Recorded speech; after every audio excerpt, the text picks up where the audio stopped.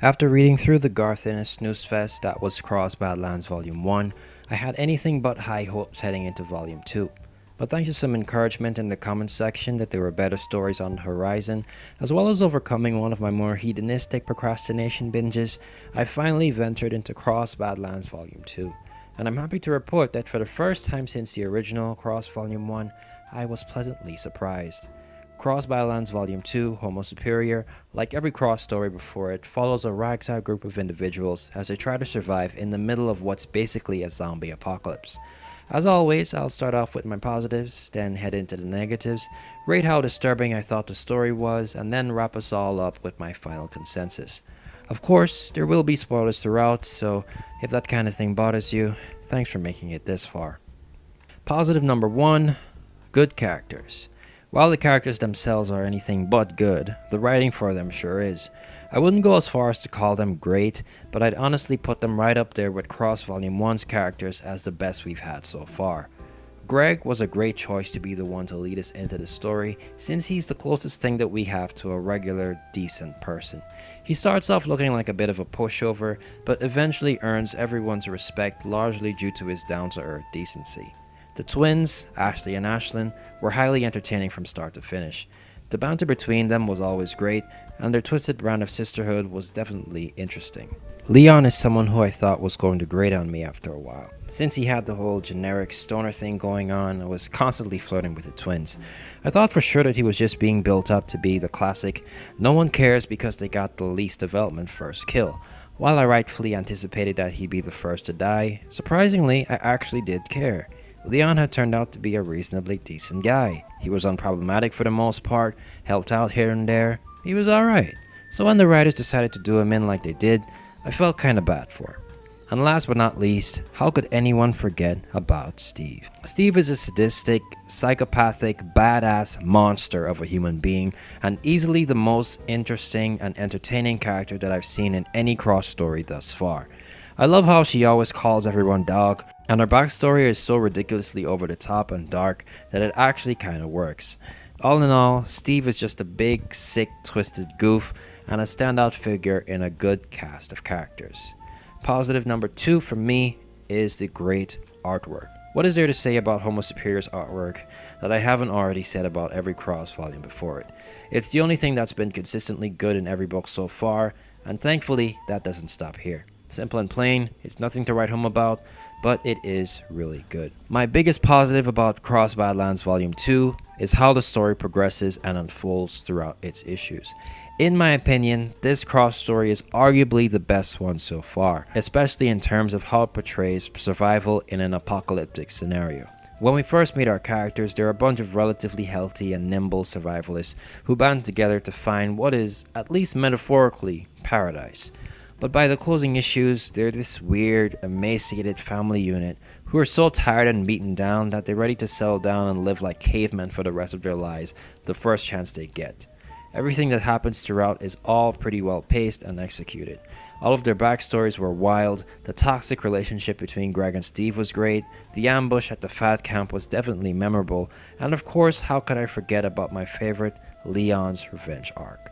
It was the biggest side story of the first half of the volume, and for good reason. The build-up, showing Leon being brutally abused past his breaking point by his own father, and the payoff where he got his sick, calculated, sweet revenge, was all very well done and very entertaining.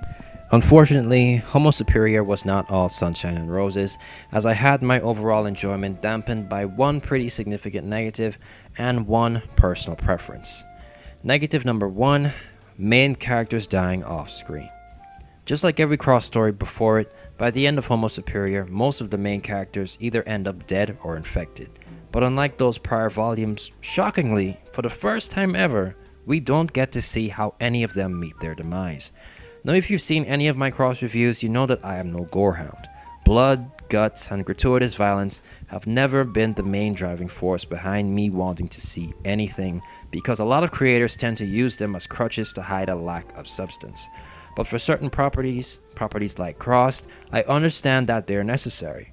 My main issue with specifically the original series volume 2 and 3 is that they put way too much time and energy into showing violence to the point where it got in the way of the story and characters. They drew these gory, highly detailed, straight up edgelord fat material scenes, killing and torturing the main characters in the worst ways possible, but it didn't move me at all.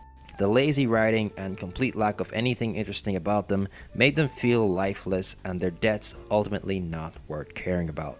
Fast forward to Badlands Volume 2, and finally, for the first time since the very first Cross volume, I have characters that I care about. Sure, they're not good people, especially Steve and the twins, but they're pretty well written and given interesting character traits as well as things to do, so I'm interested in what happens to them. Which is why it sucked so bad not being able to see them through until the very end. Leon gets assaulted and killed. They don't show it. The twins both get turned cross but somehow don't get so much as nibbled on by a bunch of fat kids. They don't show it. The absence of both of these scenes were definitely felt, but the one that hurt me the most by far was Gregory. The closest thing that this volume has to a protagonist. I watched this man grow from a bit of a pussy and a pushover to the somewhat respected leader of a weird, short-lived post-apocalyptic family. So imagine the heartache that I felt once I found out that I wouldn't be able to see my boy through to his demise. In the end, a pregnant Steve shoots Greg in the leg in order to buy some time for herself and their then unborn child to make some ground. Short story even shorter, crossed Ashley and Ashlyn as well as what's left of the My 800-Pound Life rejects who ambushed them earlier, catch up to Greg, and that's it. Hi guys, sorry to break up the flow of the video here, but actually that's not it. I made a really bad mistake, so I have to correct it right here and right now. So we do see him again. I don't know how I missed this very crucial and right in my face detail, because I've read this final issue like, I don't know, 6 or 7 times just to, you know, like get it right for this video to kind of retell the story and stuff. But somehow I missed that the tracking dog that Ashley and Ashlyn are using to track down Steve at the end of the comic book in the final issue, that is Greg. If you look at him closely, I'll try to find some non-explicit photos of him to put him up there. That is Greg, and he's like at the end of the actual comic book. I don't know how I missed him being there, like actually alive afterwards, right? But I don't know, somehow I did. I must have been really hurt that they didn't show what happened to him, but that is something that I had to clear up, because yeah, that's just a big misstep on my part there. So sorry, back to the usual video. I can't stress to you enough just how frustrating this is for me. I'm not even mad, I just want to know why. Why put so much effort into this story and its characters, pacing it so well with interesting scenarios, just to blue balls me every time that a character you made me care about has to die? It was a weird, obviously deliberate creative decision that really rubbed me the wrong way and messed with my overall enjoyment of the book. For the record, the main characters dying off screen is my one and only true negative for Homo Superior. While what I'm about to touch on is something that bothered me just as much, I don't think that it would be fair to call it a negative, and that is Steve's ending. After she successfully uses Greg to make a clean getaway, Steve manages to evade the twins for the final months of her pregnancy. But of course, as fate would have it, Ashley and Ashlyn catch up and try to make a move literally right after she gives birth. Steve tries to make a run for it with the baby, but doesn't make it far before collapsing out of exhaustion. In an instant, Steve remembers that she's Steve and decides to ditch the baby in order to cover whatever little ground she has left in her to cover. But surprisingly, just after a short distance, Steve stops. She doesn't commit to it. She actually cares about her baby. So she turns around and heads back to where she abandoned her child. By that time, of course, the twins have him, and they refuse to give him back unless Steve becomes crossed like them. Steve, faced with this moral dilemma, after showing probably for the first time since her childhood that she's capable of actually caring about someone, decides to say, sure, why not? Why was I even fighting against this in the first place?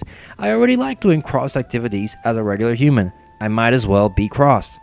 The end. While I think that Steve choosing to become crossed in the end makes sense in the context of who her character is, what made it a problem for me was how the writer did it. There was a significant amount of time and effort put into showing a possible change in Steve's character, so to see them throw that all away in a second like it never happened did not sit right with me.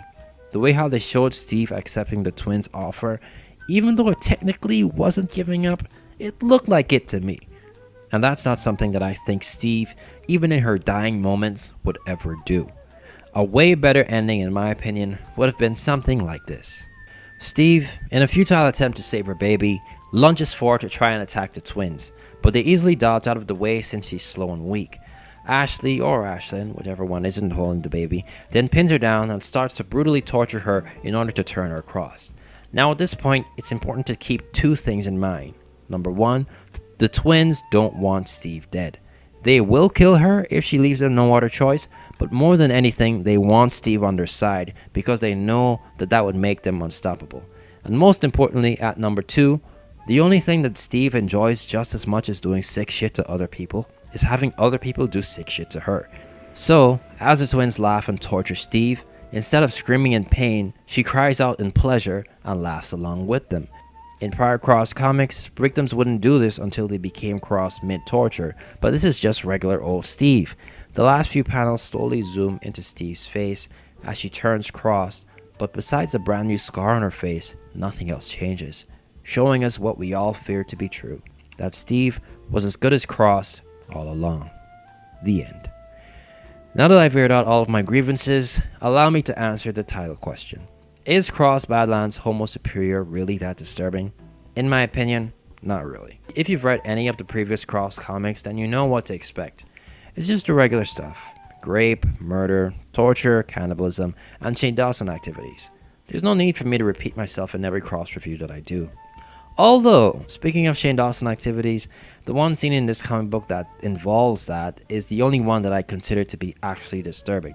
It happens at the start of Cross Badlands issue number 5, where through a dream sequence, we got a closer look into Steve's psyche and the life decisions that led to her eventually meeting Greg.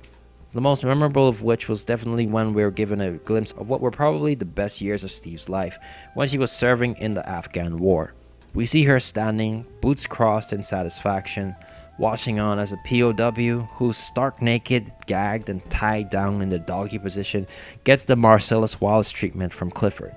It's just one small panel, but it is brutal. In conclusion, Cross Badlands Volume 2 is a breath of fresh air. After 3 straight volumes of pure ass, disregarding a few bright spots in Volume 2, it felt great to read a well put together story in the series again. Of course it's not perfect. I'm still hurt and puzzled as to why they decided to not show how the main characters met their fates, and Steve 100% deserved a better ending than what she got. In the end though, these were just small blemishes in the beautiful picture that was Homo Superior.